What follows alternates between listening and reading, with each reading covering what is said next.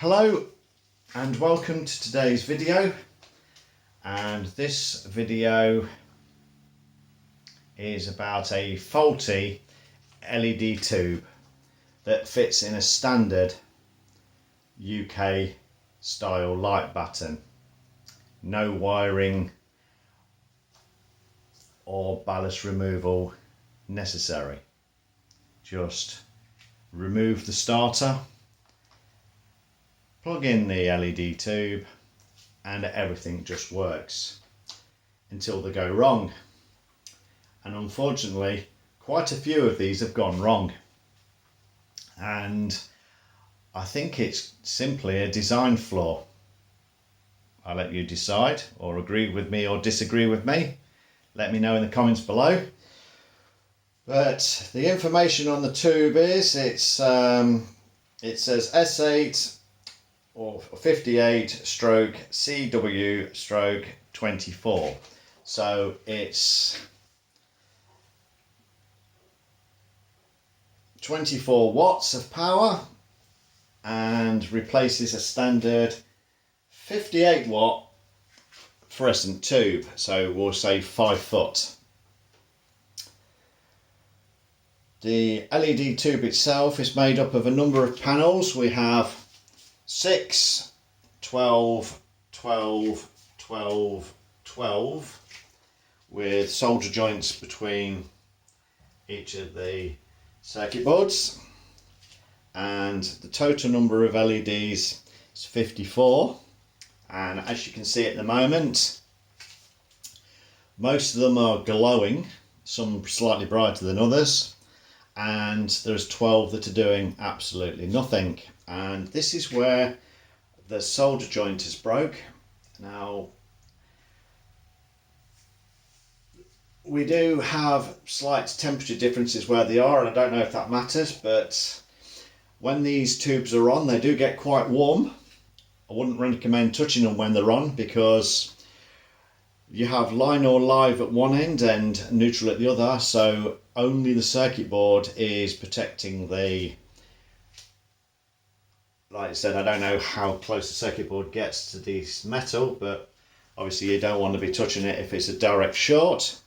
Also, you can't run a starter or a fuse starter with these LED tubes, because if you put a fuse starter in or a normal starter, basically you are connecting neutral and line together, and this will cause well, basically you could end up blowing fuses, I suppose.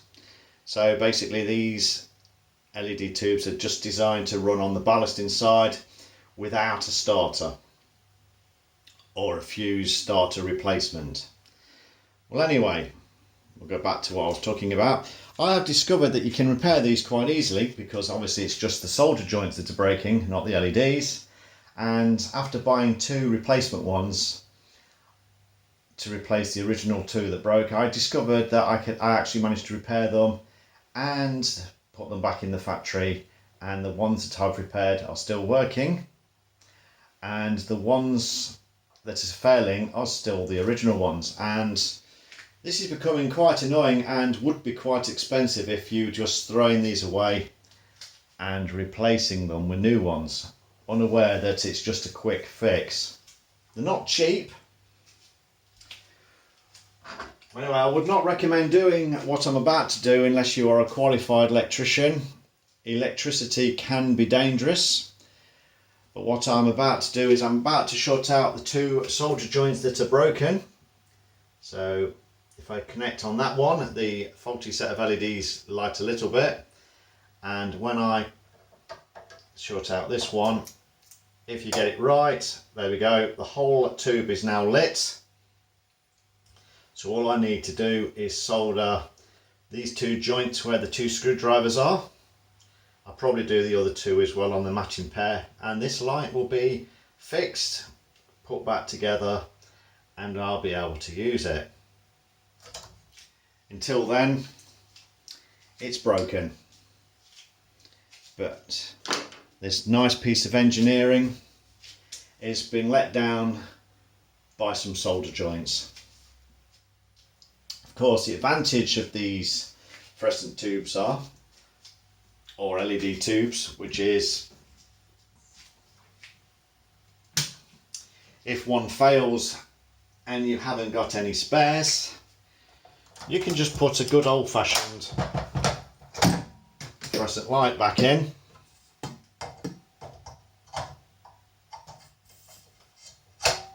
It's a bit tight here because the light fitting is just about the same size as the work area.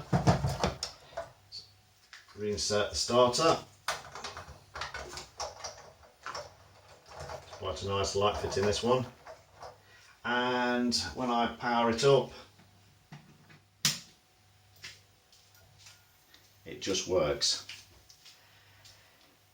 Now, of course, the other thing you may notice, obviously, the difference between obviously fluorescent lights and LED tubes is fluorescent lights give an all-round light, which means some of the light does bounce off the ceilings, and you say that this is, some people say this is a waste of light. I tend to disagree with them, because you realise that when the factory has just LED lights in pointing down, when the sun goes down and the light no longer shines through the ceiling, basically the factory seems to be lit very strangely, with just obviously below the lights with the ceiling in darkness.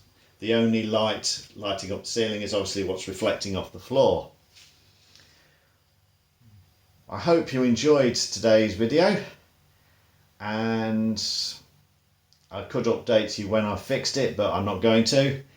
The fix is just a couple of solder joints and then it's all back and working again. The solder joints themselves, which I can show you on this tube, if we can get it near enough. The light is a bit poor in here, but now you just can't see it. It's basically, it looks like a small piece of wire soldered onto the circuit boards, and this is what is breaking on either one side or the other side. And as I said, just resolder the joints and this light will be as good as new again. Well, anyway, I hope you enjoyed this short video. Thank you for watching. If you like, please like. If you have any comments, or let us know in the comments below. And thank you for watching. Goodbye.